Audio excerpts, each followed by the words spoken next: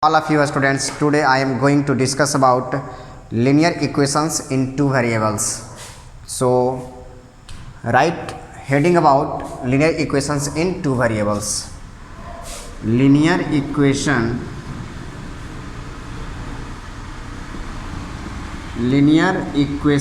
in two variables.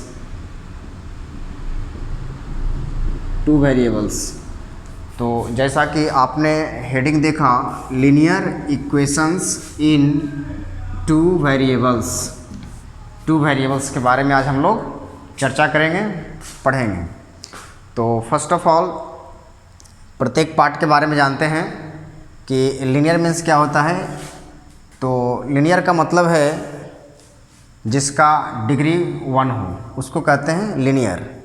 Equations और variable, चूँकि 9th class का जब हम थ्योरी दे रहे थे पिछले वाले वीडियो में, तो ये सारा कंसेप्ट मैंने क्लियर किया था कि वेरिएबल क्या होता है।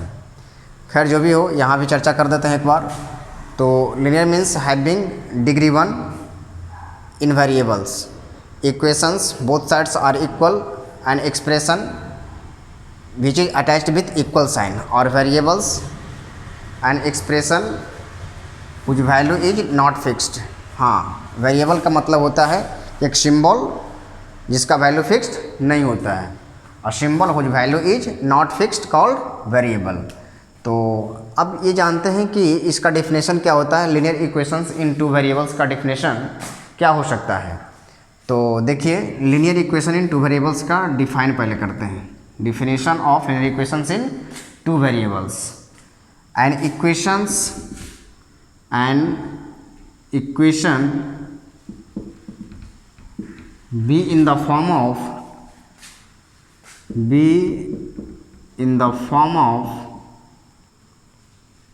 ax plus by plus c equals to 0 is called linear equation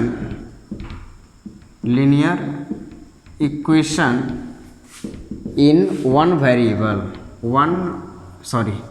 Linear equation in two variables.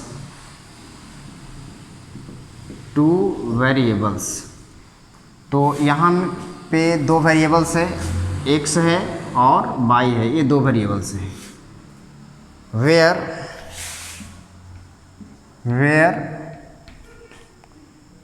a doesn't equal 0, b doesn't equal 0, a b c belongs to real number.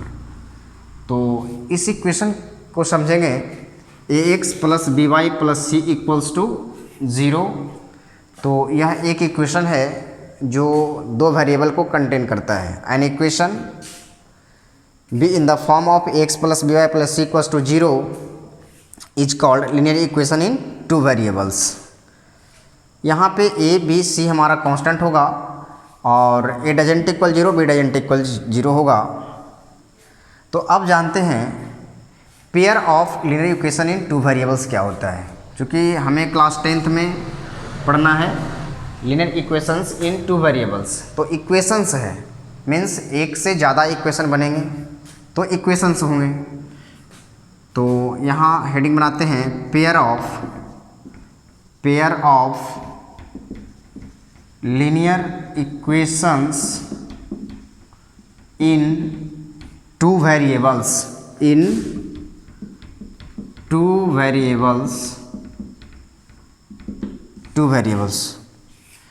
तो इसका definition क्या होता है, इसको देखेंगे, समझेंगे इसको। पेयर मीन्स पेयर में आएगा अ system of equations, system of equations a1x plus b1y plus c1 equals to 0 and a2x plus b2y plus c2 equals to 0 are called pair of linear equation, pair of linear equations in two variables,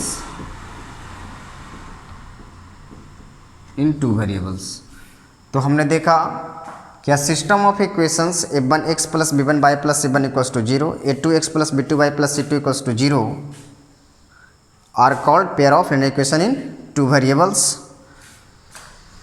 यहाँ पे ये भी चर्चा करेंगे कि हमारा a2 b2 c2 ये क्या है और a1 b1 c1 क्या है।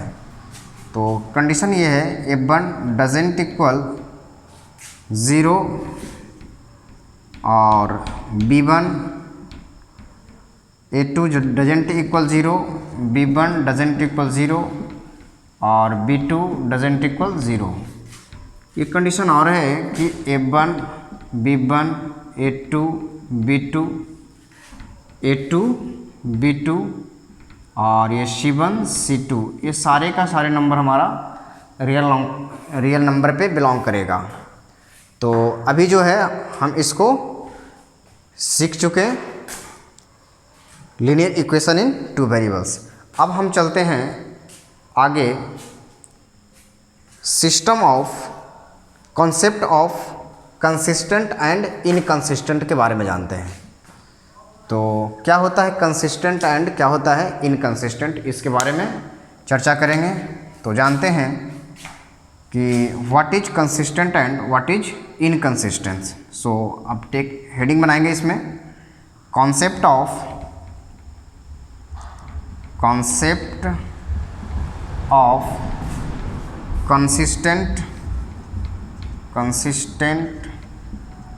And inconsistent.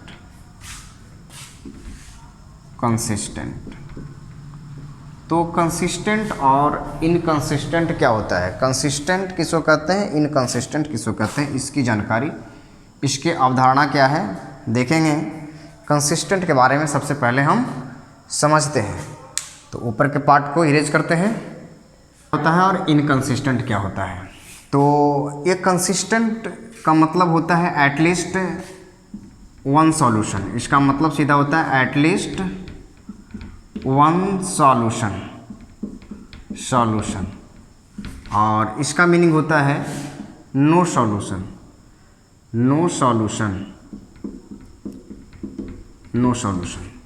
तो यहाँ है एटलीस्ट वन सॉल्यूशन और वहाँ है नो सॉल्यूशन। इन means inconsistent means no solution, consistent means having solution. Solution एक रखे, एक से ज़्यादा रख सकता है, उसको हम कहते हैं कंसिस्टेंट। तो इसको डिफाइन अगर करना चाहें, consistent a system of linear equations in two variables. A system of linear equations in two variables having at least one solution is called consistent। तो आप इसको नोट कर लेंगे। A system of linear equations in two variables having at least one of its solution is called consistent। तो इसमें एक solution कम से कम रखेगा, एक से ज़्यादा हो सकता है। अब इसका टाइप होता है, इसके दो टाइप होते हैं। एक होता है यूनिक सॉल्यूशन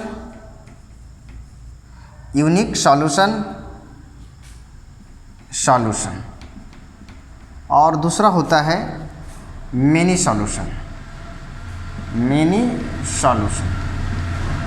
मेनी सॉल्यूशंस तब कहेंगे जब एक से ज़्यादा सॉल्यूशन आएगा, या कह सकते हैं कि infinite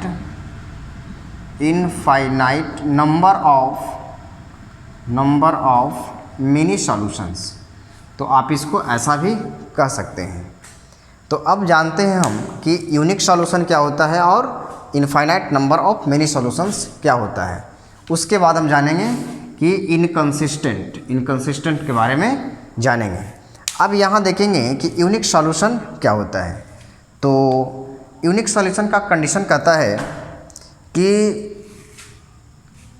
N equations having one and only one of its solution is called unique solution. कहता है कि a system of linear equations in two variables, a system of linear equations in two variables having only one of its solution is called unique solution। And इसके definition में कहेंगे a system of linear equations in two variables having more than one of its solution, a system of linear equations in two variables having more than one of its solution is called infinite number of many solution. अब इसका condition देखते हैं कि unique solution का क्या condition होता है, infinite number of many solution का क्या कंडीशन होता है, और जो हमारा इनकंसिस्टेंट है that means no solution, inconsistent का मतलब है नो सॉल्यूशन का क्या कंडीशन होता है। तो अब जो है कॉलम वाइज इसको हम पढ़ेंगे। जानते हैं कि ये टेबल के माध्यम से कंसिस्टेंट को दो पार्ट में यहाँ पे डिवाइड किया गया है, यूनिक सॉल्यूशन और दूसरा है आपका infinite number of many solutions, और यहाँ है इनकंसिस्टेंट जिसका अर्थ होता है नो सॉल्यूशंस। तो इसका कोई सॉल्यूशन नहीं है यहाँ पे, जैसा कि आप देख पा रहे हैं हैज़ बीन रिटन। तो अब यहाँ पे देखना है कि इसका कंडीशन क्या है, यूनिक सॉल्यूशन है तो यूनिक सॉल्यूशन का कंडीशन क्या होता है। जबकि हमारा जो सिस्टम ऑफ लीनियर इक्वेशंस है, system of linear equations in two variables, ये क्या है हमारा f1x plus b1y plus c1 equals to 0 and a2x plus b2y plus c2 equals to 0, ये है हमारा। तो ये दोनों जो हमारा इक्वेशंस हैं या फिर एक लाइन को रिप्रेजेंट कर रहा है, दैट मीन्स ये एक स्ट्रेट लाइन होगा और ये एक अलग स्ट्रेट लाइन होगा। तो ये दोनों अलग अलग स्ट्रेट लाइन हैं। तो इसका कंडीशन है कि यदि दोनों इक्वेशंस में a1 by a2 does not equals to b1 by b2 अगर आता है, means a1 by a2 doesn't equal b1 by b2, then it is the condition of unique solution. आगे नहीं बढ़ेंगे, c1 बाई c2 की चर्चा हम यहाँ पे नहीं करेंगे। अब जो है इसका ग्राफ देखते हैं कि इसका ग्राफ क्या है, मीन्स यूनिक सॉल्यूशन का ग्राफ क्या है। तो यूनिक सॉल्यूशन का ग्राफ के बारे में अगर जानें तो यह जो है कहीं ना कहीं एक लाइन, जैसे ये हमारा लाइन है, ये सपोज करते हैं कि यह जो हमारा लाइन है वो a1x plus b1y plus c1 equal to 0, इसका ये ग्राफ है, सपोज करते हैं किसका ग्राफ है। और दूसरा है हमारा इस तरह से, तो यहाँ पे ये कट किया है, मैंने एक पॉइंट पे कट किया है, यूनिक का मतलब एक ही पॉइंट पे कट करेगा। तो यहाँ जो है ये P जो है इसका इंटरसेक्शन, पॉइंट ऑफ इंटरसेक्शन होगा ये दोनों लाइन का। इस लाइन को आप लिख सकते हैं a2x plus b2y plus c2 equals to 0, यह हमारा लाइन है a2x plus b2y plus c2 equals to 0। ये दोनों लाइन आपस में यहाँ पे कट किया है। तो इसका जो है x का एक सॉल्यूशन होगा और y का भी एक सॉल्यूशन होगा, यानी दोनों पॉइंट जो है x equals to alpha y equals to beta, इसका एक सॉल्यूशन बन जाएगा। तो अगर ग्राफ की बात किया जाए तो जब जहाँ भी दो लाइंस आपस में अगर कट किया हुआ दिखे तो हम ये समझ जाएंगे कि इसका यूनिक सॉल्यूशन होगा। यूनिक सॉल्यूशन इसलिए होगा क्योंकि दोनों लाइन में जो आपका कॉमन पॉइंट है वह P ही है, क्योंकि P जो है इस लाइन पे भी लाइज कर रहा है, P lies on L and P also lies on Q। ये दोनों लाइन पे L और Q पे P हमारा लाइज कर रहा है, तो हम इसको कहेंगे यूनिक सॉल्यूशन, यूनिक सॉल्यूशन इसको कहेंगे। अब जानते हैं condition of infinite number of many solutions. तो इसका कंडीशन होता है a1 by a2 equals to b1 by b2 equals to c1 by c2। Just like ये कोइंसाइड करेगा, को इंसिडेंट करेगा, ये एक ग्राफ जो होगा दूसरे ग्राफ पर को इंसिडेंट कर जाएगा। दैट मीन्स ये अगर लाइन का इक्वेशन है a1x plus b1y plus c1 equals to 0, तो यही पाथ से हमारा सेकंड ग्राफ जो है, सेकंड इक्वेशन गुजरेगा। दैट मीन्स यही इक्वेशन होगा आपका a2x प्लस b2y और plus c2 equals to 0।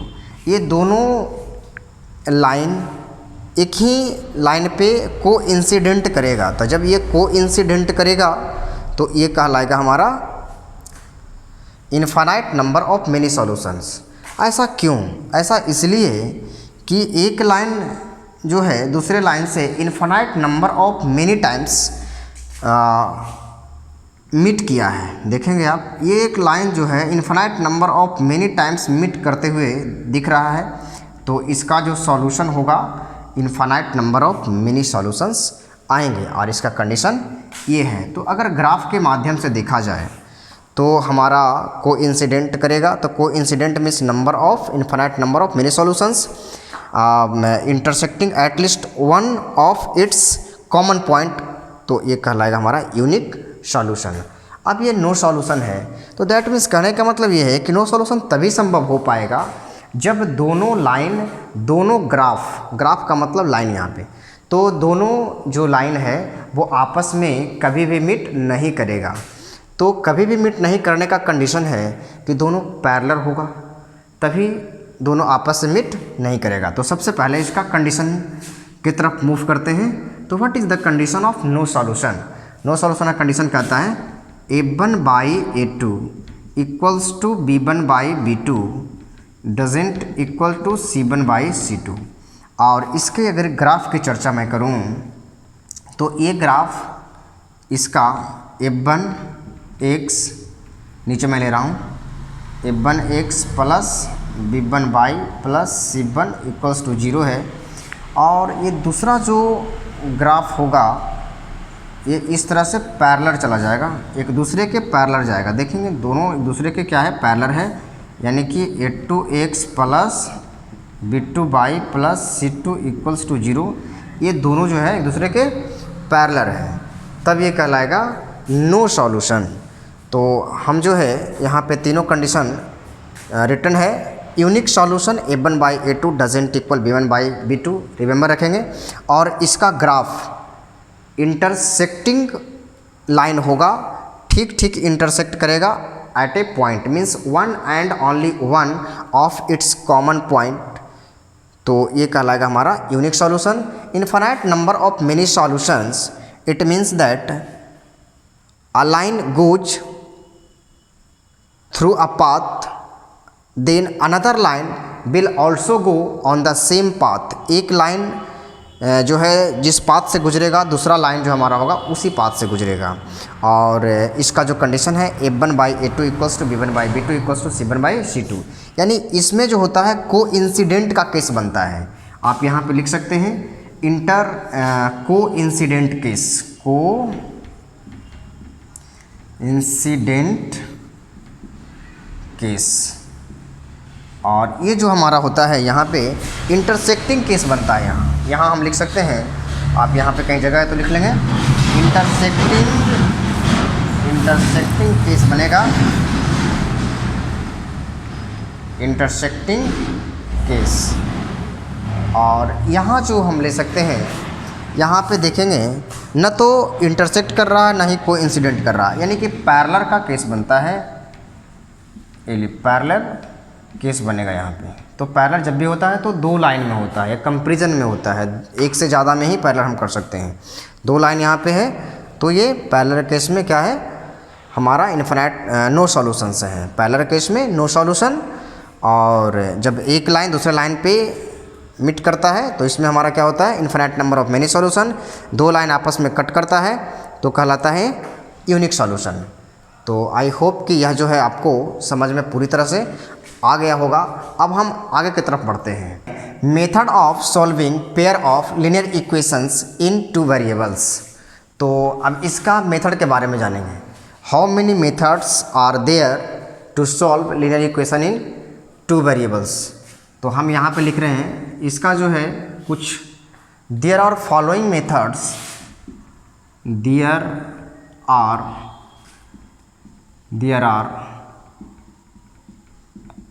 following methods to solve pair of linear equations in 2 variables। तो पहला मेथड में चलते हैं। यहाँ फर्स्ट में देखिए ग्राफिकली मेथड, ग्राफिकली मेथड, इसको ग्राफिकल मेथड भी कहते हैं। पहला होता है ग्राफिकल मेथड, जो ग्राफ के माध्यम से हम सॉल्व कर करके एक्स और वाई का वैल्यू निकालते हैं। यहाँ पे 2 variables, linear equations in 2 variables, तो हमारा जो इक्वेशंस होगा, सबसे पहले मैं इक्वेशन लिख लेता हूँ, उसके बाद इसका टाइप लिखूँगा। तो हमारा जो इक्वेशंस है a1x plus b1y plus c1 equals to 0 and a2x plus b2y plus c2 equals to 0। ये हमारा क्या है, pair of linear equations in 2 variables हैं। 2 वेरिएबल्स x में 1 डिग्री, y में 1 डिग्री, इसलिए ये लीनियर कहलाया। और x और y हमारा वेरिएबल है, 2 वेरिएबल है। तो अब पहला होता है ग्राफिकली मेथड,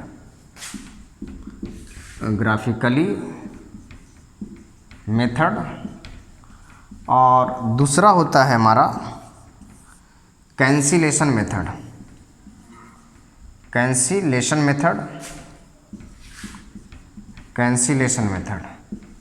और इसको कैंसिलेशन मेथड या मेथड ऑफ कैंसिलेशन भी कहते हैं। इसका एक और नाम है एलिमिनेशन मेथड भी इसको बोलते हैं, एलिमिनेशन मेथड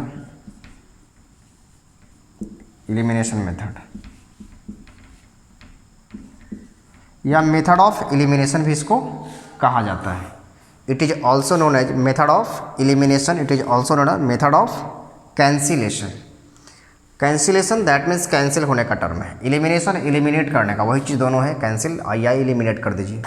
और हमारा जो थर्ड है सब्स्टिट्यूशन मेथड होता है, सब्स्टिट्यूशन मेथड ऑफ सब्स्टिट्यूशन भी इसको कहा जाता है। और हमारा जो चौथा है वो है आपका cross multiplication method, cross multiplication method.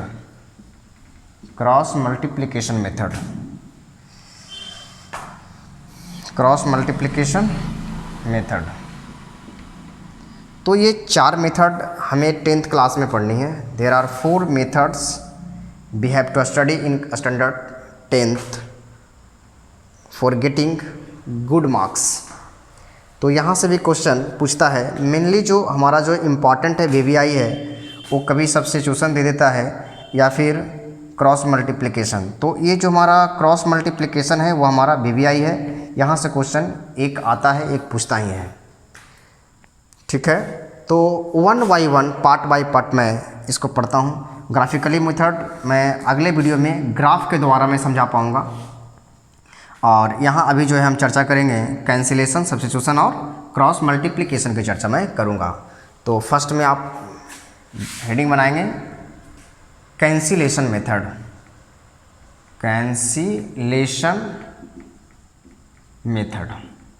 तो मैं इसको कि कैंसिलेशन मेथड, तो हम लेट कर लेते हैं, let linear equations in 2 variables are a1x plus b1y plus c1 equals to 0 and a2x plus b2y plus c2 equals to 0। अब यहाँ से मुझे इसका सॉल्यूशन निकालनी है, that means what will be the value of x and what will the value of y we have to gain. We have to take value of x and y, we have to find value of x and y for by using method of cancellation, by using method of cancellation. तो अब यहाँ पे हम ये क्या करते हैं कि इसको इक्वेशन फर्स्ट लेट करते हैं और इसको इक्वेशन सेकंड लेट करते हैं। अब या तो हम x के कोएफिशिएंट को इक्वल करें या तो y के कोएफिशिएंट को इक्वल करें। तो ये दोनों इक्वेशन को, इक्वेशन फर्स्ट है, इक्वेशन सेकंड है, तो हम चाहते हैं कि पहले हम x के कोएफिशिएंट को इक्वल करें। यहाँ पे देखिए x का कोएफिशिएंट हमारा a1 है और यहाँ क्या है, x का कोएफिशिएंट a2 है। तो जाहिर सी बात है कि अगर इसको x का कोएफिशिएंट को इक्वल करना चाहें तो इसमें हमें a2 से मल्टीप्लाई करना होगा, और यदि हम चाहें इस इक्वेशन को x के कोएफिशिएंट को इक्वल करना तो इसके लिए हमें a1 से मल्टीप्लाई करना होगा। तो इस इक्वेशन में हम क्या करते हैं कि इस इक्वेशन में a2 से मल्टीप्लाई कर देते हैं और इस इक्वेशन में a1 से मल्टीप्लाई करते हैं, ठीक है। तो ऐसा करने से हमारा x का कोएफिशिएंट इक्वल हो जाता है, देखेंगे आप। और उसके बाद क्या करेंगे, सबट्रैक्ट कर देंगे। तो लिखेंगे on subtracting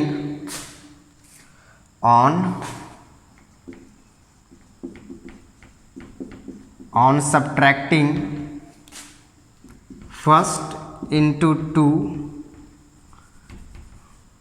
second into first from first into a2, second into a1 from first into a2। तो इससे इसको सब्ट्रैक्ट कर रहे हैं, देखेंगे a1 into a2 minus second into a1। तो अब जो है इसको मल्टीप्लाई कर देंगे a2 से, क्या हो जाएगा, a1 a2x plus b1 a2 by plus c1 a2 equals to 0।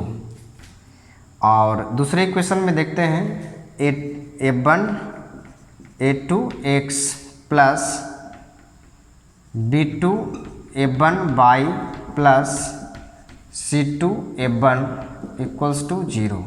अब दोनों को सब्ट्रैक्ट करते हैं। तो जैसे ही सब्ट्रैक्ट करेंगे तो हमारा सब्ट्रैक्शन में नीचे का साइन क्या होता है, चेंज कर जाता है। जो सब्ट्रैक्ट हो रहा है उसका साइन चेंज करेगा, यहाँ पे माइनस और यहाँ पे माइनस होगा, यहाँ पे माइनस होगा और यहाँ पे माइनस हो जाएगा। ऐसा करने से दोनों का कोएफिशिएंट सेम है, एक का कोएफिशिएंट a1 a2 है, यहाँ भी एक का कोएफिशिएंट a1 a2, ये कैंसिल आउट हो जाएगा। यहाँ आप y कॉमन निकाल लेंगे, तो यहाँ से y जैसे ही कॉमन निकालते हैं पहले पॉजिटिव को लिखेंगे, यानी b1 a2 minus b2 a1 लिखते हैं। और यहाँ देखेंगे प्लस पहले पॉजिटिव यानी c1 a2 minus c2 a1, और 0 माइनस 0 करेंगे तो क्या आएगा, 0 आएगा हमें। तो यहाँ से y का वैल्यू मुझे निकालनी है, तो राइट इसको भेजते हैं। यहाँ से y का वैल्यू निकालनी है तो y के साथ ये टर्म क्या कर रहा है, डिस्टर्ब कर रहा है, इसलिए इसको राइट भेजेंगे। तो ये हमारा क्या हो जाएगा, नेगेटिव वाला पॉजिटिव जाएगा, पॉजिटिव वाला नेगेटिव, यहाँ इसको जाएगा तो पॉजिटिव हो जाएगा, यानी कि c2 a1 माइनस ये जाएगा तो नेगेटिव c1 a2, और यहाँ हमारा क्या बच गया, ए टर्म मुझे बच गया। तो a1 a2 minus b2 a1 into by, multiply में है तो राइट जाएगा, डिवाइड में हो जाएगा। Therefore by equals to a1 c2 minus a2 c1 is divided by b1 a2 minus a1 b2। तो हमारा ये सॉल्यूशन आ गया। और इसको यदि और सिंप्लीफाई करें, इसको a1 माइनस दोनों जगहों से कॉमन लेते हैं, ऐसा इसलिए कि a1 a2 पहले आ जाए। तो हमारा माइनस पहले जैसे ही कॉमन लेते हैं तो हमारा जो आ जाएगा a2 c1 minus a1 c2 is divided by, यहाँ से माइनस कॉमन लेते हैं, a1 b2 minus a2 b1 ऐसा आता है, ये प्लस हो जाएगा। तो ये हमारा क्या हो गया, y का वैल्यू हो गया। देयरफॉर आप ऐसा लिख सकते हैं y equals to a2 c1 minus a1 c2 by a1 b2 minus a2 b1, ये हमारा y का वैल्यू हो गया। पुनः हम क्या करेंगे इसमें कि y के कोएफिशिएंट को इक्वल करेंगे, ठीक है। तो यहाँ हम y के कोएफिशिएंट को इक्वल कर करके x का वैल्यू निकालेंगे, क्योंकि जैसे ही y का कोएफिशिएंट इक्वल करेंगे तो हमारा क्या होगा, y का टर्म कैंसिल आउट हो जाएगा सब्ट्रैक्ट करने पर।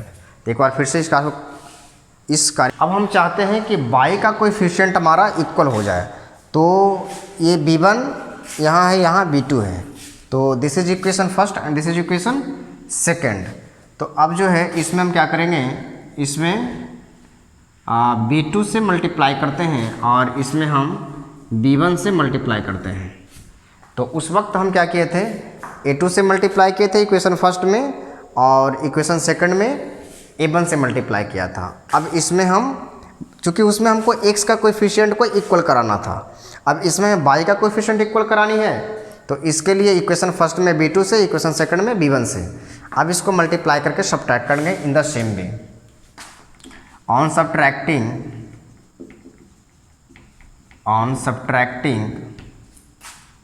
First into on subtracting second into b1 from first into b2।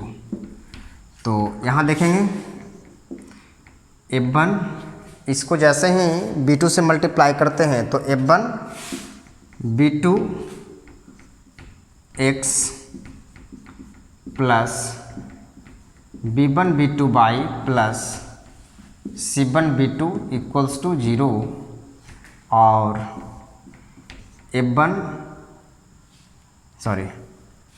a2 b1 x plus b1 b2 y plus c2 b1 equals to 0।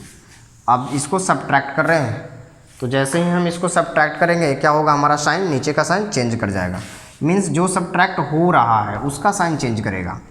तो देखेंगे y का कोएफिशिएंट b1 b2 है, यहाँ भी y का कोएफिशिएंट b1 b2 है, तो ये दोनों कैंसिल आउट हो जाएगा।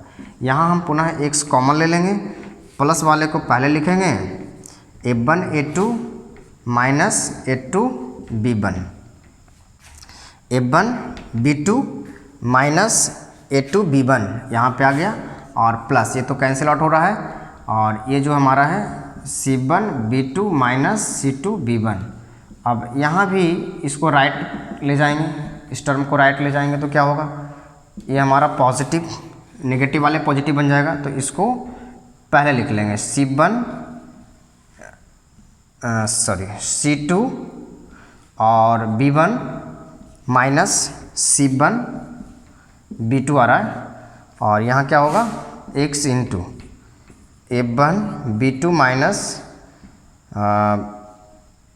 b1 a2 ये आ रहा है। Therefore x equals to c2 b1 minus c1 b2 by a1 b2 minus b1 a2। ये हमारा क्या है, x का सॉल्यूशन आ गया। तो जिस तरह से हमने थियरी को पढ़ाया है, तो इसी थियरी के कॉन्सेप्ट को यूज़ कर करके हमें क्या करना है, एक इस तरह से कैंसिलेशन मेथड का यूज कर करके लीनियर इक्वेशन टू वेरिएबल्स को सॉल्व करना है, मीन्स x और y का वैल्यू निकालना है। तो एक मैं एग्जांपल लेता हूं और इसी प्रोसेस से सॉल्व करके मैं आप लोगों को दिखाता हूं, ताकि आपको इसके अकॉर्डिंगली जो क्वेश्चन है वो समझ में अच्छे से चल आए। तो देखना है solve for x and y, और बाय यूजिंग कैंसिलेशन मेथड, इसमें लिख दीजिए बाय यूजिंग कैंसिलेशन मेथड। तो हमें जो है कैंसिलेशन मेथड का यूज कर करके इसका सॉल्व करना है, x और y का वैल्यू निकालना है इसमें। तो this is equation first and this is equation second. अब हमें ये देखना है कि x का कोएफिशिएंट को इक्वल करना है। तो x का कोएफिशिएंट यहाँ 2 है, x का कोएफिशिएंट यहाँ क्या है, कुछ नहीं तो 1 है। तो अब यहाँ पे 2 लाना है, तो इस पूरे इक्वेशन में 2 से मल्टीप्लाई करेंगे, और नहीं तो y का कोएफिशिएंट को अगर इक्वल करनी है तो इस इक्वेशन में देखेंगे 3 है, तो इस इक्वेशन में 2 है, तो इसमें 2 से मल्टीप्लाई करेंगे और इस इक्वेशन में 3 से मल्टीप्लाई करेंगे। जैसे ही इसमें 2 से मल्टीप्लाई करेंगे तो ये 6 हो जाएगा, इसमें 3 से करेंगे तो ये भी 6 हो जाएगा। तो हमारा y का कोएफिशिएंट इक्वल हो गया। अब दोनों का साइन देखना है, दोनों का साइन यदि अपोजिट है तो ऐड करने से कटेगा, और दोनों का साइन यदि सिमिलर है, सेम है, तो सब्ट्रैक्ट करने से कटेगा, यानी वहाँ पे मेथड ऑफ सब्ट्रैक्शन यूज करेंगे। तो इस इक्वेशन में हम क्या करते हैं, बाई का कोफिशिएंट इक्वल करवा रहे हैं, तो इसमें 2 से मल्टीप्लाई कर दे रहे हैं और इसमें हम 3 से मल्टीप्लाई कर दे रहे हैं। ऐसे हमारा इजी क्या होगा, इजी हमारा इक्वेशन 2 में अगर हम 2 से मल्टीप्लाई करके सब्ट्रैक्ट कर देते हैं तो ये आसानी से निकल जाएगा, यानी कि मल्टीप्लाई करने से बच जाएंगे एक में। तो फिर भी हम बाई के कोएफिशिएंट को इक्वल करवा रहे हैं ताकि आप उसको वेल डिफाइंड सीख जाएं। तो जैसे ही 2 से मल्टीप्लाई करेंगे तो LHS में मल्टीप्लाई होगा और RHS में मल्टीप्लाई होगा, तो ये हो जाएगा 4x plus 6y equals to 4 and from here 3x minus 6y equals to 24 on subtracting adding this. तो आप यहाँ पे लिख सकते हैं adding first into 2 and second into 3 be get, और इस तरह से यहाँ ये और ये कैंसिल आउट हो जाएगा। यहाँ 7x इक्वल्स टू यहाँ क्या हो रहे हैं 28, 7 से कट जाएगा 4 times, therefore x equals to क्या आ गया 4 आ गया। अब यहाँ पे देखना है कि x इक्वल्स टू 4 आ गया।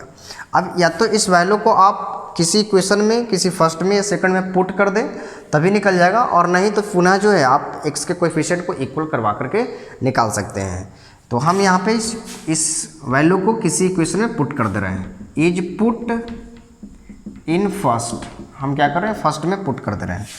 तो 2x plus 3y equals to 2, x का वैल्यू 4 है तो 2 इंटू 4 हो जाएगा, प्लस 3y इक्वल्स टू 2, यहाँ से 3y इक्वल्स टू, यहाँ हमारा कितना आ रहा है 8 आ रहा है। 8 जो है राइट साइड जाएगा, सब्ट्रैक्ट हो जाएगा, 2 माइनस 8, तो ये हमारा माइनस 6 हो रहा है, means 3y equals to minus 6, therefore y equals to minus 2।